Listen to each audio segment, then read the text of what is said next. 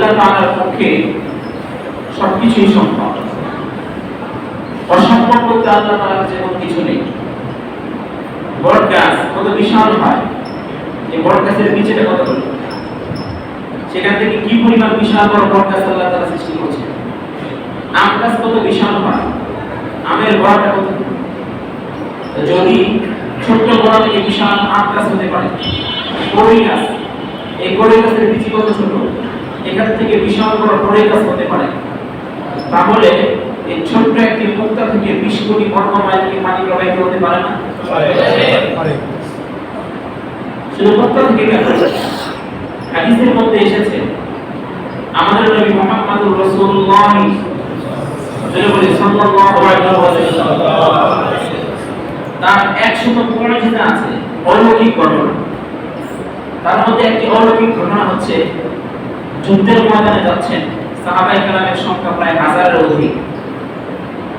মরুভূমি এলাকা, পানির সংকট, হঠাৎ করে কোনো পানি নেই। সাহাবায়ে কেরাম বলছেন, ইয়া রাসূলুল্লাহ, হাবিবাল্লাহ, কোনো পানির ব্যবস্থা নেই, ওযু করা দরকার, গোসল করা দরকার, পানি পান করা প্রয়োজন। আমাদের কাছে কারো কাছে কোনো পানি নেই, পানির ব্যবস্থা হওয়া প্রয়োজন। আল্লাহর হাবিব সাল্লাল্লাহু আলাইহি ওয়াসাল্লাম বলেন, কারো কাছে, কারো মশকের মধ্যে, কারো বোতলের মধ্যে অল্প কিছু পানি আছে কিনা দেখো তো। তো সাহাবায়ে কেরাম অল্প কিছু পানি নিয়ে আসলেন, কয়েক বোতল থেকে একত্রিত করে অল্প কিছু পানি একটি বলের মধ্যে ঢাললেন। আল্লাহর হাবিব সাল্লাল্লাহু আলাইহি ওয়াসাল্লাম 2 হাত এইভাবে বলের মধ্যে রাখলেন, 10 আঙ্গুল দিয়ে পানি প্রবাহিত হচ্ছে। সুবহানাল্লাহ। ঝর্ণা, 10টি ঝর্ণা, 10 আঙ্গুল থেকে 10টি ঝর্ণা প্রবাহিত হয়ে গেছে। পানি আর পানি। 1000-এর অধিক সাহাবায়ে কেরাম তাদের প্রয়োজনকে মিটালেন, গোসল করলেন, ওযু করলেন, কাপড় ধুতে করলেন, যার যার পাত্রকে ভরপুর করলেন, আর দরকার নেই।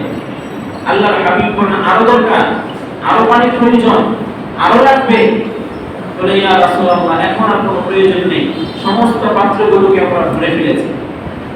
আল্লাহর হাবিব হাত উঠিয়ে নিয়েছেন, আবার যতটুকু পানি দেওয়া হয়েছিল ঠিক ততটুকু পানি দিলেন। তাহলে আল্লাহ তাআলা পানি দিলে জীবন লাগে না, সাপ মারতে পড় লাগে, নদী লাগে। আল্লাহ তাআলা নদী ছাড়াও পানি দিতে পারে। সারা পৃথিবী পানিতে প্লাবিত হয়ে গেছে। পানিতে প্লাবিত হওয়ার পরে পুরো একটি জায়গার মধ্যে আল্লাহ তাআলা নেক দৃষ্টি দিলেন, নেক নজর, ছায়া ফেললেন। মানুষ যখন রোদ দিয়ে হাঁটে দেখবেন, তো হাত এমন করলে ছায়াও এমন করে, নাড়াচাড়া করলে ছায়াও নাড়াচাড়া করে। তার মানে বডি যে জিনিস, ছায়া একই জিনিস। তো আল্লাহ তাআলা পানির কোনো একটি জায়গার মধ্যে ছায়া ফেললেন তথা নেক দৃষ্টি দিলেন। যেখানে নেক দৃষ্টি দিয়েছেন সেখানে পানির ঢেউ গিয়ে শেষ হতে লাগলো, ঢেউ বাড়ি হতে লাগলো। পানির ঢেউ যেখানে বাড়ি খায় সেখানে সাদা সাদা ফেনা জন্মায়। দেখবেন নদীর পানি গিয়ে দেখবেন, ঢেউ যেখানে বাড়ি খায় সেখানে সাদা ফেনা জন্মায়। ফেনাগুলো প্রথমে সাদা থাকে, এক পর্যায়ে লালচে আকার ধারণ করে। এই ফেনাগুলো আবার শক্ত হয়ে যায়, কিছুদিন পরে ফেনাগুলো শক্ত হয়ে যায়। যেখানে নেক দৃষ্টি ফেললেন সেখানে পানি ঢেউ লাগতে লাগলো এবং ফেনা জন্মাতে শুরু হলো। এক পর্যায়ে ফেনাগুলো শক্ত হয়ে গেল। আল্লাহ তাআলা ফেরেশতাদেরকে বললেন, ওই ফেনাগুলোকে রুটির মতো বেলুন দিয়ে রুটির মতো পানির উপরে বিছিয়ে দাও। ওই ফেনাগুলোকে রুটির মতো বেলুন দিয়ে রুটি বানিয়ে তারপরে পানির উপরে বিছিয়ে দিলে পৃথিবী হয়ে গেল। এখন পানির উপরে বিছানোর কারণে একটু নাড়াচাড়া করে, নাড়াচাড়া করবে না? পানির উপরে নৌকা থাকলে হেলবে দুলবে, হেলে দুলে। তো আল্লাহ তাআলা দুনিয়াতে মানুষ পাঠাবে, জীব জাতি প্রেরণ করবে, এখানে তারা হাঁটবে, এখানে সেজদা দিবে, এখানে ভারী কাজ করবে। তো যদি নাড়াচাড়া করে তো বান্দা সেজদা কিভাবে দিবে, বান্দা হাঁটবে কিভাবে, ভারী কাজ কিভাবে করবে?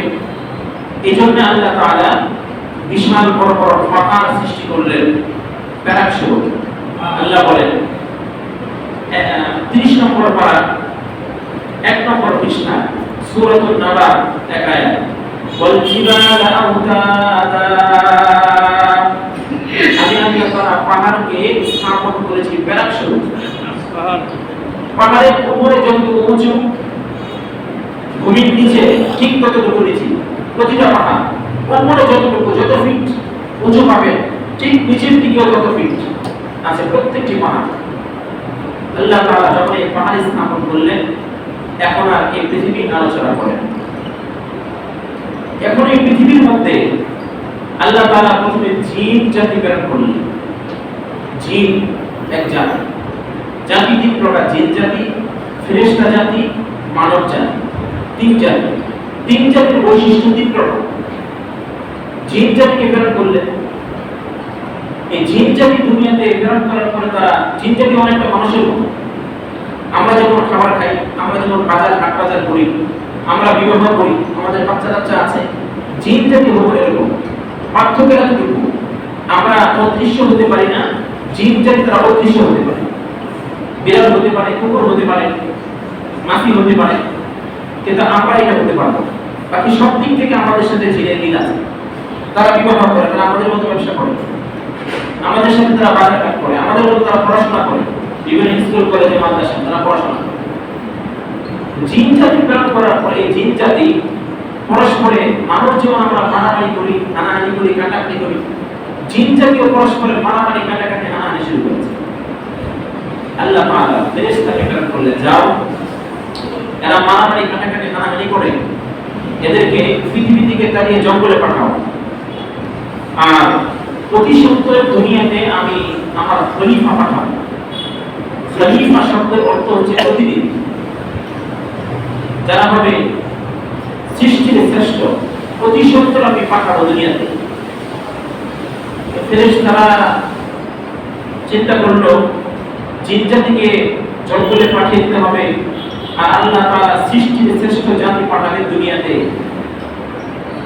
এদের চিন্তা চেতনা হলো নিশ্চয় আমাদেরকে পাঠাবে কেননা আমরা কখনো মারামারি করি না হানাহানি করি না ফেরেশতা এমন এক জাতি যারা মারামারি কি বুঝে না করবে গুনাহ কি জিনিস সেটা বুঝেই না গুনাহ কাকে বলে কোন ফেরেশতাকে আল্লাহ তাআলা অর্ডার করেছেন আসমান তুমি কাদের মধ্যে নিয়ে দাঁড়িয়ে থাকো বাস ফেরেশতা কাঁধে নিয়ে দাঁড়িয়ে আছে কোন ফেরেশতাকে বলেছেন সেজদারত অবস্থায় থাকো ওইভাবেই আছে কিয়ামত পর্যন্ত ওইভাবেই থাকবে কোন ফেরেশতাকে বলেছেন তোমার দায়িত্ব হচ্ছে আমি যখন নির্দেশ প্রদান করব তখন বৃষ্টি তুমি আসমান থেকে বৃষ্টি পাঠাবে বিভিন্ন জায়গায় ফেরেশতা ওইভাবেই আছে যে ফেরেশতাকে আল্লাহ তাআলা যেভাবে দায়িত্ব দিয়েছেন ওই ফেরেশতা ওইভাবেই আছে কোনদিন আল্লাহ তাআলা আইনকে লঙ্ঘন করবেন না ফেরেশতাদের মধ্যে কখনো যৌন চাহিদা নেই তাদের বিবাহ শাদীর প্রয়োজন হয় না তাদের খাবার দাবারের কোনো প্রয়োজন হয় না ফেরেশতারা চিন্তা করলো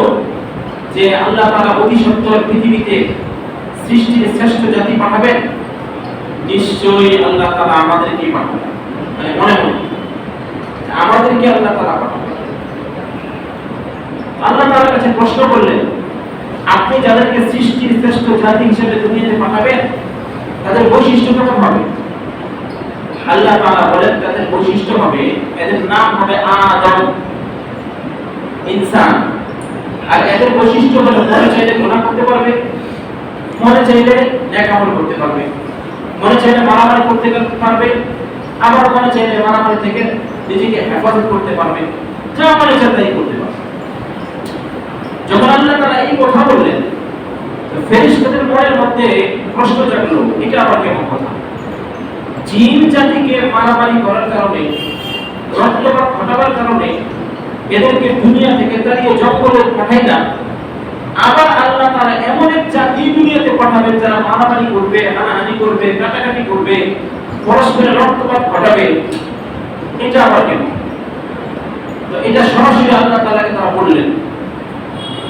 আল্লাহ বলেন সম্পর্কে 1 নম্বর পারা 5 নম্বর পৃষ্ঠা সূরাতুল বাকারা আয়াত وَإِذْ قَالَ رَبُّكَ لِلْمَلَائِكَةِ إِنِّي جَاعِلٌ فِي الْأَرْضِ خَلِيفَةً قَالُوا أَتَجْعَلُ فِيهَا مَن يُفْسِدُ فِيهَا وَيَسْفِكُ الدِّمَاءَ وَنَحْنُ نُسَبِّحُ বিহামদিকা ওয়া নুকাদ্দিসু লাক। আল্লাহ বলেন অতি সত্য আমি আমার প্রতিনিধি পাঠাবো, মানব জাতি পাঠাবো দুনিয়াতে, যারা হবে সৃষ্টির শ্রেষ্ঠ জাতি। ফেরেশতারা বলেন قالوا أتجعل فيها من يفسد فيها ويسفك الدماء। এমন জাতি পাঠাবো যারা মারামারি করবে, হানাহানি করবে, কাটাকাটি করবে। وَنَحْنُ نُسَبِّحُ بِحَمْدِكَ وَنُقَدِّسُ لَكَ। আমরা তো কখনো মারামারি করি না, কাটাকাটি করি না, হানাহানি করি না, তো আমাদেরকে কেন দুনিয়াতে পাঠাবেন না শ্রেষ্ঠ জাতি হিসাবে? এটা হলো মনে মনে। প্রকাশ্যে বললেন এমন জাতি পাঠাবে যারা মারামারি করবে, আর মনে মনে রাখলেন যে আমরা তো মারামারি করি না, আমাদেরকে কেন শ্রেষ্ঠ জাতি হিসেবে দুনিয়াতে পাঠাবেন না? আশা করি বুঝতে পেরেছেন। আল্লাহ তাআলা অন্তরের খবর জানেন কি জানেন না? জানেন। তো আল্লাহ তাআলা যেহেতু অন্তরের খবর জানেন, ওরা সরাসরি ডাইরেক্ট যে প্রশ্ন করেছেন, এই ডাইরেক্ট প্রশ্নের উত্তর আল্লাহ তাআলা ডাইরেক্ট দিয়েছেন। আর ডাইরেক্ট প্রশ্ন না করে ইনডাইরেক্ট অন্তরে যে প্রশ্নটা তারা লুকায়িত রেখেছেন, ওই প্রশ্নের উত্তরটা দেওয়ার জন্য আল্লাহ তাআলা একটা পরিবেশ তৈরি করেছেন। ওই পরিবেশ তৈরির মাধ্যমে তারা বুঝে নিয়েছে আমরা আসলে সৃষ্টির শ্রেষ্ঠ হওয়ার যোগ্য। কি সেটা? আল্লাহ বলেন ইন্নী আ'লামু মা লা তা'লামুন। ফেরেশতারা আমি যা জানি তোমরা কিন্তু তা জানো না, সুতরাং খণ্ডিত করো না। আমি যে কথা বললাম আমার কথার উপরে কথা বলতে যাও না, আমি যা জানি তোমরা তা জানো।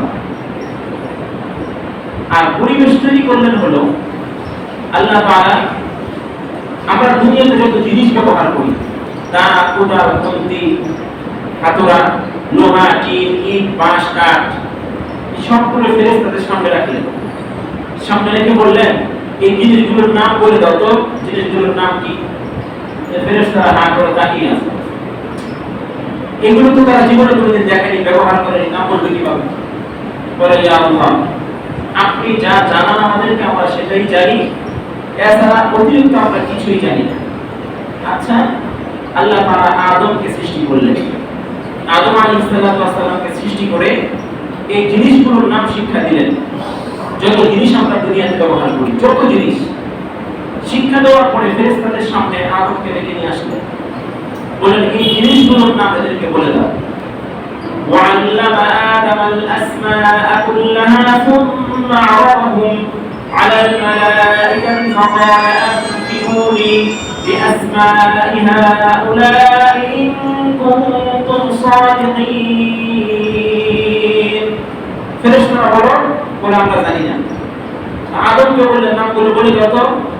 আদম বলে এটার নাম দা, এটার নাম কোদাল, এটার নাম খুন্তি, এটার নাম টিন, এটার নাম বাঁশ, এটার নাম টুপি, এটার নাম তরকারি, এটার নাম আলু, এটার নাম পেঁপে, এটার নাম কদু, এক এক করে বলতে লাগলেন।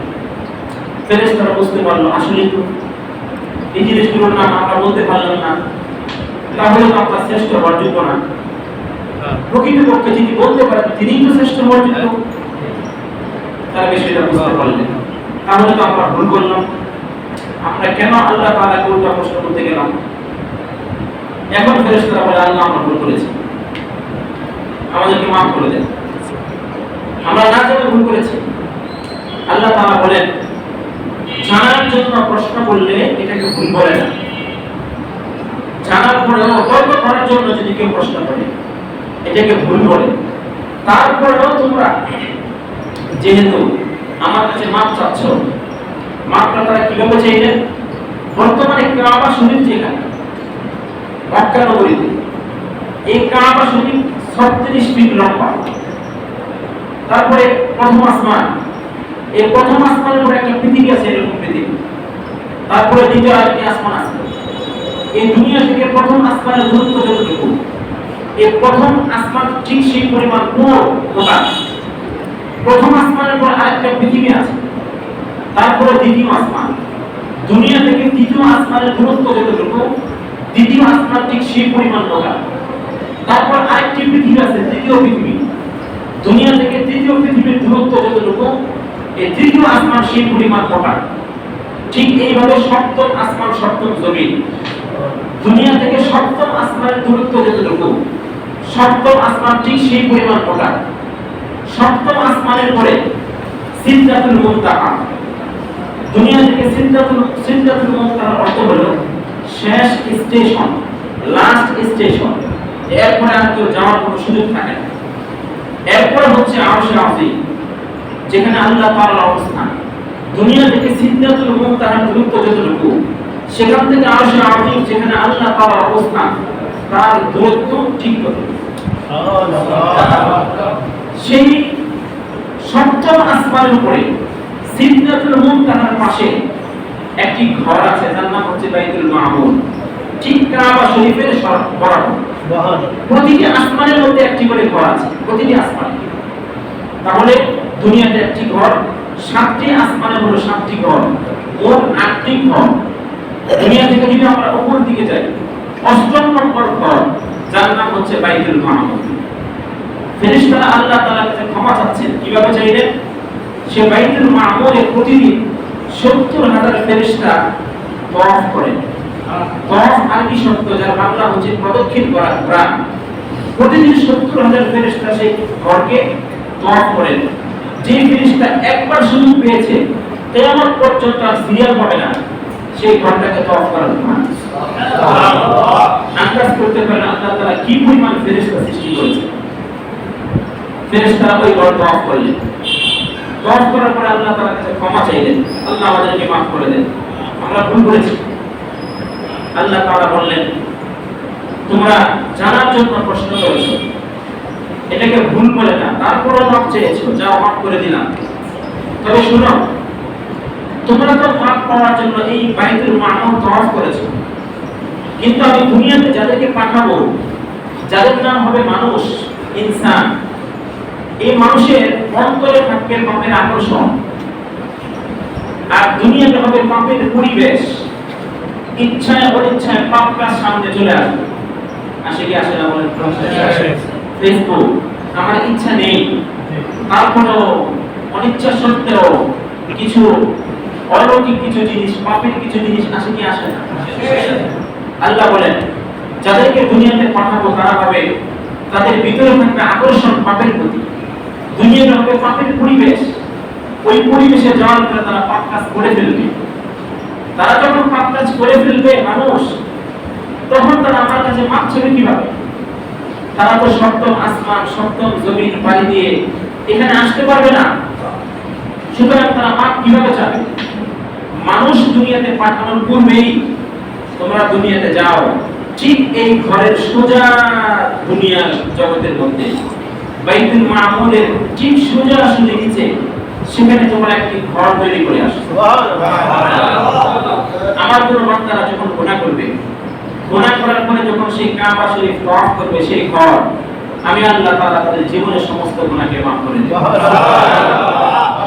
ফেরেশতারা আসলেন, এসে একটি ঘর তৈরি করলেন, যে ঘরটাকে বলা হয় বাইতুল্লাহ। বাইত শব্দের অর্থ হলো ঘর, আল্লাহ তাআলা। বাইতুল্লাহ শব্দের অর্থ হচ্ছে আল্লাহর ঘর, যার আরেক নাম হচ্ছে কাবা শরীফ। প্রশ্ন হলো, এই কাবা শরীফ তো পৃথিবীর সমস্ত মুসলমানদেরই ইবাদতের জায়গা। সমস্ত মুসলমান তাদের দিলের মধ্যে আগ্রহ থাকে সেখানে যাওয়ার জন্য। কি বলেন, আপনাদের আগ্রহ আছে? এই কাবা শরীফ আল্লাহ তাআলা বাংলাদেশে না দিয়ে সৌদি আরবে দিলেন কেন? এই কাবা শরীফ ইন্দোনেশিয়া না দিয়ে সৌদি আরবে কেন দিলেন? পাকিস্তান না দিয়ে সৌদি আরবে দিলেন, মক্কা শরীফে দিলেন কেন? এত দূর আমরা করি, সৌদি আরবের মানুষ ধনী, আমরা তো এই জন্য অনেকে যাইতেই পারি না। সেই আফ্রিকার পর্যন্ত আসতেই পারে না টাকার অভাবে, কিন্তু দিলের মধ্যে কিন্তু আক্ষেপ, আশা, আকাঙ্ক্ষা থেকেই যায়। কারো কারো আশা পূর্ণ হয়, কারো কারো আশা পূর্ণ হয় না। প্রশ্ন হলো, আল্লাহ তাআলা সৌদি আরবে দিলেন কেন কাবা শরীফ, বাংলাদেশে দিলেন না কেন? উত্তর কি হলো? আমি প্রশ্ন করেছি, আমি উত্তর দেই।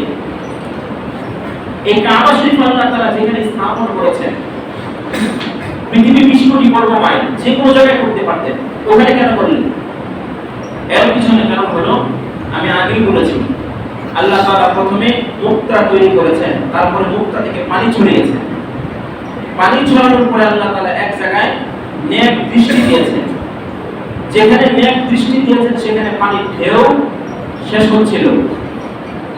যেই জায়গাটার মধ্যে আল্লাহ তাআলা নেক দৃষ্টি দিয়েছেন ওই জায়গাটার মধ্যেই আল্লাহ তাআলা কাবা শরীফ স্থাপন করেছেন। সুবহানাল্লাহ।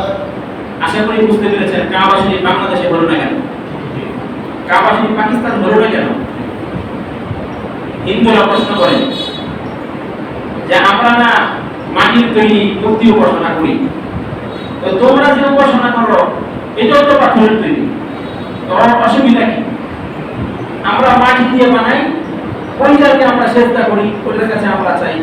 তো তোমরা যেখানে যাও যার ইবাদত করো এটাও তো পাথরের তৈরি, তো সমস্যা কি? আমাকেও প্রশ্ন করেছে, উত্তর শুনে নেন। সমস্যা হলো আমরা যে ঘরের তওয়াফ করি প্রকৃতপক্ষে সেই ঘরের ইবাদত আমরা করি না। আল্লাহ তাআলা বলেন 30 পারা সূরা কুরাইশের মধ্যে লিইলাফ কুরাইশ ইলাফিহিম রিহলাতাশ শিতা'i ওয়াস-সাইফ ফালইয়াবুদু রাব্ব হাযাল বাইত। এই সূরার অনেক লম্বা ঘটনা আছে, আমি ঘটনায় যাব না। শেষ আয়াতের তরজমা হলো মানুষ যেন এই ঘরের প্রভুর ইবাদত করে। কার ইবাদত করে? এই ঘরের না, মানুষ যেন এই ঘরের প্রভুর ইবাদত করে। ফালিয়াবুদু রাব্ব হাযাল বাইত। ওগো নবীজি বলে দিন মানুষ যেন এই ঘরের প্রভুর ইবাদত করে।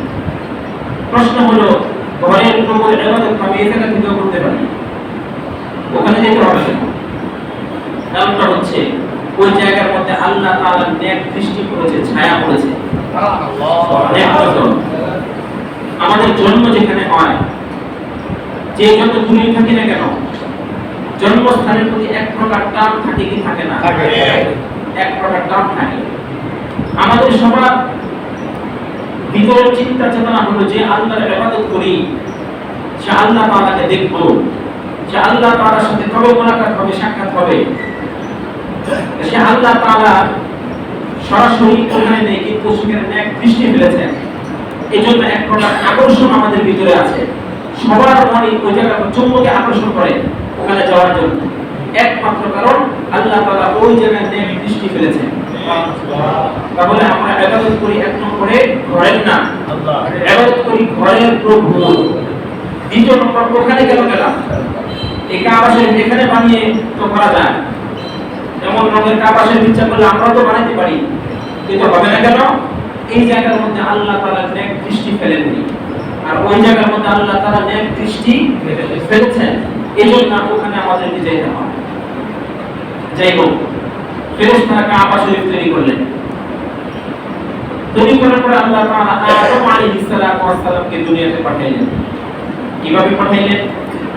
আদমকে সৃষ্টি করার পরে আদম আলাইহিস সালামের পাঁজরের বাঁকা কাঠি থেকে আম্মা জান হাওয়া আলাইহিস সালামকে সৃষ্টি করলেন। সৃষ্টি করার পরে বললেন এই দুনিয়া জান্নাত, যেখানে মনে চায় সেখানেই যাবে, যেখানে মনে চায় যা মনে চায় তাই খাবে। একটি গাছ দেখে বললেন এই যে গাছ গন্ধম গাছ, এই গন্ধম গাছের ফল খাবেন না, আর যে কোনো গাছের ফল খাবেন। এর আগে আদম আলাইহিস সালামকে সৃষ্টি করার পরে আল্লাহ তাআলা সমস্ত ফেরেশতাদেরকে ডাক দিয়ে বললেন তোমরা কি বুঝতে পেরেছো সৃষ্টির শ্রেষ্ঠ জাতি হওয়ার যোগ্য কে? তোমরা না, তারা? বলে আমরা বুঝতে পেরেছি, আমরা সৃষ্টির শ্রেষ্ঠ জাতি হওয়ার যোগ্য না। এরা কিভাবে বুঝলেন? তারা বুঝলেন গুনাহ কি করতে হয়, কিভাবে গুনাহ করতে হয় আমরা তো জানি না, যৌন চাহিদা কি জানি না। এক ব্যক্তি চোখে দেখে কিন্তু আল্লাহর ভয়ে সুন্দর গানের দিকে তাকায় না, চোখ ভালো, আল্লাহর ভয়ে নাচ গান দেখে না, টেলিভিশনে উল্টা পাল্টা ছবি দেখে না। আরেক ব্যক্তি জন্মগতভাবে সে অন্ধ, সে বলে আমি তো সুন্দরী গানের দিকে তাকাই না, আমি তো টেলিভিশনে নাচ গান দেখি না। আচ্ছা বলেন তো পুরস্কার পাওয়ার যোগ্য কে? যে অন্ধ সে পুরস্কার পাওয়ার যোগ্য না, যার চোখ পড়েছে সে পুরস্কার পাওয়ার যোগ্য। যার চক্ষু আছে সে পুরস্কার পাওয়ার যোগ্য। ফেরেশতাদের মধ্যে গুনাহ কিভাবে করতে হয় সেটা বুঝেই না তারা, তাদের মধ্যে যোগ্যতাই নেই। যৌন চাহিদা কি জিনিস এটা তারা বুঝেই না। তো তারা যৌন কেলেঙ্কারি থেকে বেঁচে থাকলে কি পুরস্কার পাওয়ার যোগ্য হবে? আল্লাহ তাআলা আমাদেরকে চাহিদা দিয়েছে, ইচ্ছা করলে না স্ত্রী ছাড়া অন্য কারোর সাথে যৌন আনন্দ করা যায়, করি না কেন? এক আল্লাহর ভয়ে। তাহলে আমরাই পুরস্কার পাওয়ার যোগ্য। আল্লাহ তাআলা বললেন, যেহেতু তোমরা বুঝতে পেরেছো এজন্য আদমকে সিজদা করো। সিজদা দিয়ে সৃষ্টির শ্রেষ্ঠত্বের প্রমাণ করো। তোমরা শ্রেষ্ঠ হওয়ার যোগ্য না, আদম শ্রেষ্ঠ হওয়ার যোগ্য। সমস্ত ফেরেশতারা সিজদা করলেন। ফেরেশতাদের সর্দার ছিল শয়তান, ইবলিস। সমস্ত ফেরেশতাদের সর্দার ছিল ইবলিস। আগুনের তৈরি জিন জাতি। আল্লাহ তাআলা মানুষকে তৈরি করেছেন মাটি দিয়ে, জিন জাতিকে তৈরি করেছেন আগুন দিয়ে, ফেরেশতাকে তৈরি করেছেন নূর দিয়ে, হালকা আলো, ডিম লাইটের যে আলো, পূর্বেও না আমরা আলো দিবে না, এর নাম হচ্ছে নূর। তো তিন জাতির অবস্থা তিন রকম। তো ইবলিস হলো সমস্ত ফেরেশতাদের সর্দার। সিজদা করো। সমস্ত ফেরেশতারা সিজদা করেছে, ইবলিস সিজদা করে। কি ব্যাপার, তুমি সিজদা করো না কেন? বলে আপনি আদমকে সৃষ্টি করেছেন মাটি দিয়ে আর আমাকে সৃষ্টি করেছেন আগুন দিয়ে। মাটি উপরের দিকে নিক্ষেপ করলে কোথায় পড়ে? নিচে পড়ে। আর আগুন নিচে প্রজ্বলিত করলে এর লেলিহান ও শিখা উপরের দিকে থাকে। ইবলিস বলে আপনি আমাকে আগুন দিয়ে সৃষ্টি করেছেন, আমার গতি হলো উপরের দিকে। আর আদমকে মাটি দিয়ে সৃষ্টি করেছেন, তার গতি হলো নিচের দিকে। যুক্তি বলে আমি বড়, সে আমাকে সিজদা করবে, আমি কেন তাকে সিজদা করতে যাব? আল্লাহ তাআলা যুক্তি দেন। আল্লাহ বলে যা, এখন জান্নাত থেকে বের হয়ে যাও। তোর মতো ফেরেশতা সর্দার আমার দরকার নেই, এখন ফাখরুজ মিনহা ফাইন্নাকা রাজীম। যা, এখন বের হয়ে যাও। আল্লাহ তাআলা ফেরেশতাকে বের করে দেন, ইবলিসকে বের করে দিলেন।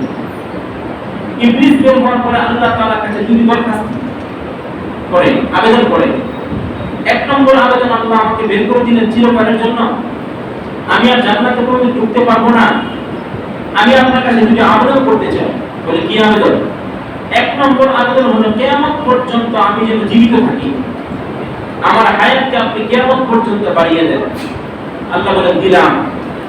আর কি বলে, যে আদমকে সিজদা না করার কারণে আমি আজকে জাহান্নামী হলাম, আমি যেন সে আদম সন্তানের রক্তের কণায় কণায় প্রবেশ করতে পারি, প্রবেশ করে আমি রগের মস্তিষ্কে প্রবেশ করে আমি যেন সে আদম সন্তানকে ধোঁকা দিতে পারি, গুনাহকে আকৃষ্ট করতে পারি, আপনি আমাকে সেই যোগ্যতাটা আমাকে দেন। আল্লাহ তাআলা বলেন দিলাম। এখানে আরেক প্রশ্ন, তাহলে আমরা গুনাহ করে দোষ কি? আল্লাহ তাআলা একদিকে শয়তানকে লাগিয়ে দিলেন আমাদেরকে দুষ্কর্মের দিকে আকৃষ্ট করার জন্য, আরেকদিকে আমাদেরকে বললেন গুনার কাজ করতে পারবে না। আমরা গুনার কাজ করি, দোষ কি আমাদের? শয়তান তো আল্লাহ তাআলাই আমাদের পিছনে লাগিয়ে দিয়েছে। প্রশ্ন আসে না? এই প্রশ্নের উত্তর দিতে গেলে অনেক লম্বা সময় লাগবে। সংক্ষিপ্ত কথা হলো, যদি আমি আগে বলেছি যার মধ্যে গুনাহ করার যোগ্যতা নেই, সে গুনাহ থেকে বেঁচে থাকলে পুরস্কার পাওয়ার যোগ্য না। যার মধ্যে গুনাহ করার যোগ্যতা আছে কিন্তু আল্লাহর ভয়ে সে গুনাহ করে না, প্রকৃতপক্ষে সেই হলো পুরস্কার পাওয়ার যোগ্য। তো শয়তানকে যদি আল্লাহ তাআলা না লাগাইতেন আমাদের পিছনে, আমরা তো গুনাহই করতাম না। আর গুনাহ না করলে তো সৃষ্টির শ্রেষ্ঠ থেকে হতাম না। যেহেতু লাগিয়ে দিয়েছেন, আবার বলেছেন খবরদার গুনাহ করতে পারবে না। সুতরাং যদি আল্লাহর ভয়ে বেঁচে থাকতে পারি, আমরা সৃষ্টির শ্রেষ্ঠ জাত। সুবহানাল্লাহ। যাই হোক, ইবলিসকে বের করে দিলেন। আদমকে বললেন সব খাবে, এই গন্ধম গাছের ফল খাবেন। আদম হাওয়া দুজনের ভিতরে বিচরণ করতেছিলেন। ইবলিস শয়তান একদিন জান্নাতের দরজার কাছে গিয়ে বলে, আদম তোমার সাথে আমার একটু কথা বলতে চাই। আদম আলাইহিস সালাম বলেন, তুই তো বিতাড়িত শয়তান, তোর সাথে আমার কিসের কথা? যা, তোর সাথে কোনো কথা নেই, এই মালউন অভিশপ্ত। তো ইবলিস চলে গেছে। আবার 2 দিন পরে আবার আসছে, আয়েশা বলে আদম আমি তোমাদেরকে একটু নসিহত করতে চাই। কি করতে চাই? বলে শব্দটা বলে উপদেশ তোমাদেরকে উপদেশ দিতে চাই। তো আদম বলে তুই নিজেই তো আল্লাহর উপদেশ নিলি না, তুই আবার আমাদেরকে কিছু উপদেশ দিবি? যা, তোর কোনো উপদেশ আমরা শুনতে যাব না। এই কথা বলার পরে শয়তান বলে فَقَاسَمَهُمَا إِنِّي لَكُمَا لَمِنَ النَّاصِحِينَ। শয়তান বলে আল্লাহর কসম করে বলছি, আল্লাহর কসম করে বলছি আমি তোমাদেরকে একটু উপদেশ দিতে চাই। এখন কেউ যদি আল্লাহর কসম খায়, আল্লাহর কসম খেয়ে কোনো কিছু বললে আমাদের প্রতি বিশ্বাস আস্থা বেড়ে যায়, ঠিক না? এই কথা যখন বললো, মহিলাদের মন একটু নরম থাকে। আদম আলাইহিস সালামের স্ত্রী হাওয়া বললেন আচ্ছা যেহেতু আল্লাহর নামে কসম খেয়েছে তো দেখি কি বলে, একটু শুনি না। অনেক সময় স্ত্রীর কথা নিতে হয়। আচ্ছা ঠিক আছে, কি বলতে চাস বল। তো ইবলিস বলে আমি জাহান্নাম থেকে বের হয়েছি, আমি জান্নাত থেকে বের হয়েছি, আল্লাহ তাআলা আমাকে জান্নাত থেকে বের করে দিয়েছে। আমি চাই না তোমরা জান্নাত থেকে বের হয়ে যাও, আমি চাই তোমরা চিরকাল জান্নাতে থাকো। ব্যাপারটা হলো আল্লাহ তাআলা বলেছেন তোমরা এই গন্ধম গাছের ফল খাবে না, একটি গাছ। তোমরা বুঝে নিয়েছো গন্ধম যত গাছ আছে এই কোন গাছের ফলই খাওয়া যাবে। আসলে আল্লাহ তাআলা একটি গাছের কথা বলেছেন, তোমরা বুঝেছো এই জাতীয় যত গাছ আছে। আসলে গন্ধম গাছের ফল যদি তোমরা খাও, একটি গাছের ফল না খাইলা অন্য গন্ধম গাছের ফল যদি খাও, গন্ধম মানে হলো ডুমুর, ডুমুর ফল চিনেন? বাংলাদেশের ভিতরে লাল লাল ওটা হয় ডুমুর ফল, এটাকে বলা হয় গন্ধম। যাই হোক, বললেন তুমি যদি এই অন্য গাছের ফল খাও তাহলে চিরকাল জান্নাতে থাকতে পারবে, আর যদি না খাও কিছুদিন পরে তোমাদেরকে জান্নাত থেকে আল্লাহ তাআলা বের করে দিবেন। ইবলিসের কথায় যেহেতু আল্লাহর নামে কসম খেয়েছে, ইবলিসের কথায় দুজনে এই গাছের ফল খাইলেন, গন্ধম গাছের ফল। যেই মাত্র খাইলেন, খাওয়ার সাথে সাথে বাসি জিনিস, পচা জিনিস খাইলে কি হয়?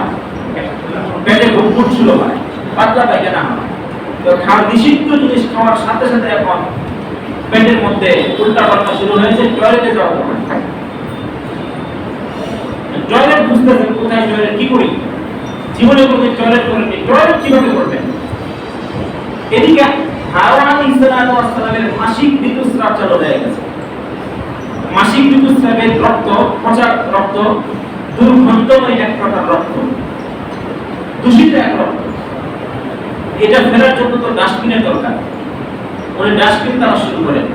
আল্লাহ বলেন আমার জান্নাতের মধ্যে কোনো টয়লেট নেই, আমার জান্নাতের মধ্যে কোনো ডাস্টবিনের ব্যবস্থা নেই। টয়লেট না থাকলে জান্নাতে যারা যাবে তারা টয়লেট করবে কোথায়? এটাও তো প্রশ্ন আসে যে আমরা আল্লাহ যে আমাদেরকে জান্নাত দিবেন তো আমরা টয়লেট কোথায় করব? হাদিসের মধ্যে এসেছে আল্লাহর হাবিব বলেন জান্নাতি মানুষেরা যখন খাবার খাবে, খাবার খেতে খেতে যখন পেট ভরে যাবে তো একটা ঢেকুর আসবে ভিতর থেকে। কি ঢেকুর? দুনিয়ার জগতে আমরা ঢেকুর দিলে দুর্গন্ধ আসে, আর জান্নাতের মধ্যে যখন ঢেকুর দিবে এই ঢেকুরের মধ্যে মেশক আমলের নাম পাওয়া যায়। এক ঢেকুর দেওয়ার সাথে সাথে পেট খালি হয়ে যাবে, আবার যা মনে চায় তাই খাবে। আবার যখন ভরে যাবে আবার একটা ঢেকুর আসবে, পেট খালি হয়ে যাবে। তাহলে জান্নাতের টয়লেটের কোনো দরকার আছে? ডাস্টবিনের দরকার আছে? ময়লা আবর্জনাই থাকবে না। আল্লাহ বলেন আমার এখানে কোনো টয়লেট নেই, ডাস্টবিন নেই, যাও দুনিয়াতে চলে যাও। আল্লাহ তাআলা দুনিয়াতে পাঠিয়ে দিলেন। আদম আলাইহিস সালামকে পাঠাইলেন শ্রীলঙ্কায়, হাওয়াকে পাঠাইলেন জেদ্দায়, সৌদি আরবে। দুইজনকে দুই জায়গায় পাঠিয়ে দিলেন, দুনিয়াতে পাঠাইলেন। দুনিয়াতে আসার পরে আদম আলাইহিস সালাম দুনিয়ার আবহাওয়া একরকম, জান্নাতের আবহাওয়া আরেক রকম। জান্নাতে না ঠান্ডা না গরম, দুনিয়াতে এই ঠান্ডা এই গরম। দুনিয়ার আবহাওয়া শরীরের সাথে খাপ খায় না, বলে আল্লাহ জান্নাতে আরামে ছিলাম, দুনিয়া তো এই আরাম এই বেড়া, তা আপনি শান্তির ফয়সালা করে দেন। আল্লাহ তাআলা বললেন